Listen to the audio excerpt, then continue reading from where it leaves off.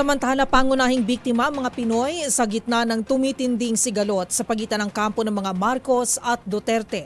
Paalala ng isang kongresista ang tambalan ng kasalukuyang Pangulo at Bise ang paulit-ulit na nangako ng pagkakaisa pero tila mas lalo lang nahahati ang publiko dahil sa kanilang bangayan. Pakinggan natin ang balita ni Milky Rigunan.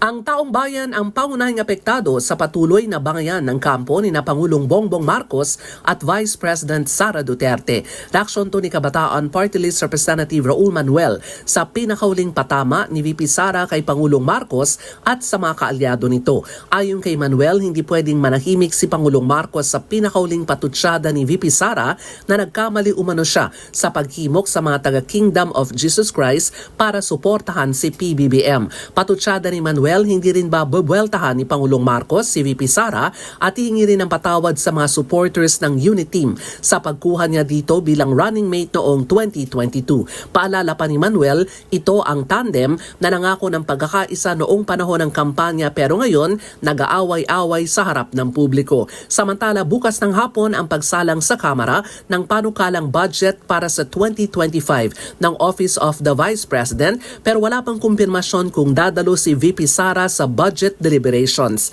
Ang nakarehistro sa schedule ng House Committee on Appropriations ay si Zuleika Lopez, ang Chief of Staff ni VP Sara. Para sa MBC TV Network News, ako si Milky Rigunan, una sa Pilipinas, una sa Pilipino.